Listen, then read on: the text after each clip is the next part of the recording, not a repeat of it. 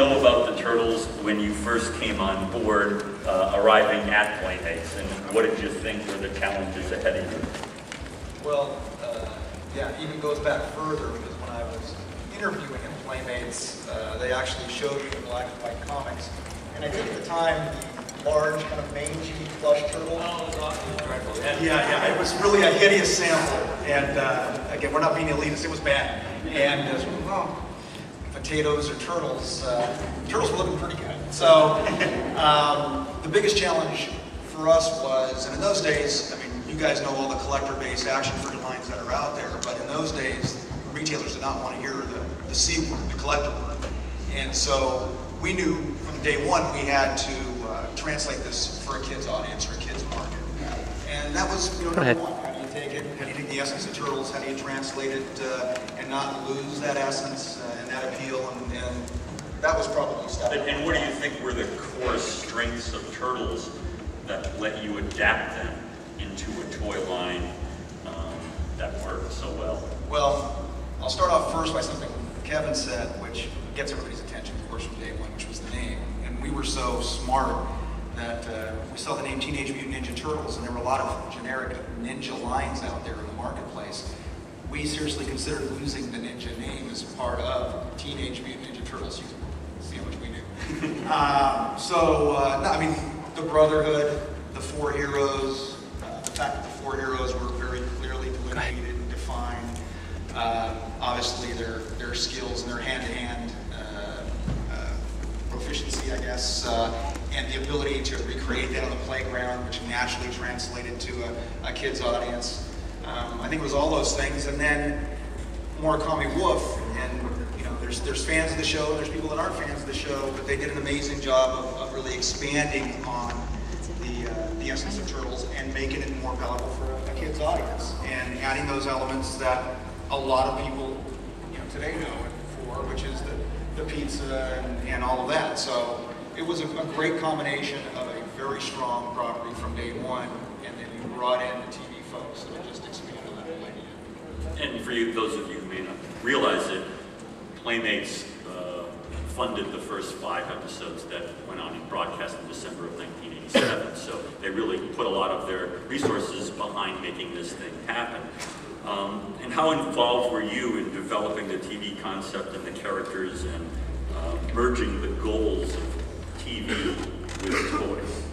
I mean, obviously nowhere near most of the guys up here. We were involved in helping comment on the scripts and being in the studio when they were recording the episodes, and trying to push the characters to be more extreme and more individual. So yeah, we were involved every step of the way. Credit to my boss at the time, who was head of marketing, Richard Salas. The one thing from day one they said is this was not going to be a commercial for a toy line. That it had to be a valid piece of entertainment. It had to be true to the comic books, even though they were using the comic books as a starting place. And even when you guys see the toy line versus the TV show, there's obvious crossover, but that show was never a commercial for a toy line. I think that was one of the reasons why it succeeded for so long. Cool.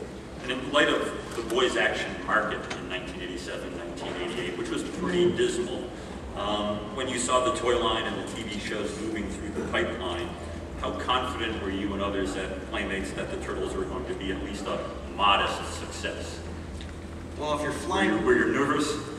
If you're flying back from a retail presentation and you're updating your resume, how do you take that? It was not an overnight success. We were on the road pitching Turtles to the major retailers, the major toy retailers, and it was not well received. And you can say that probably about most of the big hits over the years. The big hits come out of left field and most people can't relate to them, except, of course, the intended audience at the end of the day. But we were thrown out of retail presentations. We were told it looked like another Thundercats. So yeah, it was not embraced. And one thing we had to do is really retool our positioning and really focus on that unique turtle combination of humor and action. And I think that's what we learned, is that the action piece of it, great, that's integral to any action figure line, but the humor had to play a very important part, because maybe the only line up to that point that had successfully married those two was Ghostbusters. Cool. And how did you decide where to take the Turtles after it got rolling in the toy line with things that never happened in the TV show, like sports turtles, troll turtles, Star Trek turtles, and you know, farmer turtles. I mean, it was bizarre to say the least, and all the crazy secondary characters with Ace Duck and Sergeant Bananas and Mutant Ninja Man. And Gary, why are you mentioning the lame ones? Man, that's Farmer Turtle. Farmer Turtles are awesome. Well, one thing we found out, and it was, again, you'd love to say you had planned it, but it was just by accident, was that the Turtles were almost, they weren't blank slates, but you could almost apply any theme, any pop culture reference, any action-adventure theme, any feature, and it seemed to work, and that was very unusual. I don't think most of the classic action figure lines that you have, you can do that with. So you don't think Troll Batman would do it? Probably, and the hair probably wouldn't fit in the cow.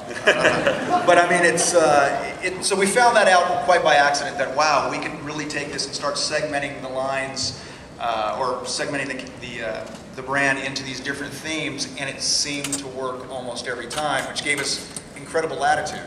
So, what wasn't coming out of the show, which a lot of it wasn't coming out of the show, Mirage provided, and I mean, you have a whole staff of artists that love the chance just to throw ideas our way, and then it was a combination of certain things were feature-driven, certain things were theme-driven, and then certain things were coming out of the creative minds of these guys. And so it was just taking all those resources and marrying it to a product line. I think Pete actually came up with the troll idea. No, we did. I remember I think you're right. He doodled it, and we were like, nah. I was like, it worked really well. Which was totally the antithesis of Pete anyway, because Yeah. Pete was very much stick to the comic book. Yeah.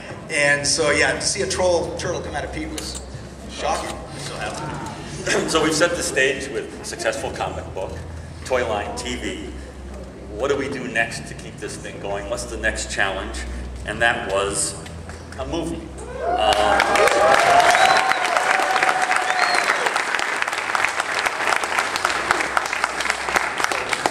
Steve, how did you come to be hired by Golden Harvest to direct this picture? Well, it was, when was that, 1989, and I'd been working with Anthony Minghella, the late Anthony Minghella, brilliant director who directed The English Patient in later years and won lots of Oscars and things, and was a great writer. And him and Jim Henson, I'd been doing a thing called A Storyteller, a TV series with them, and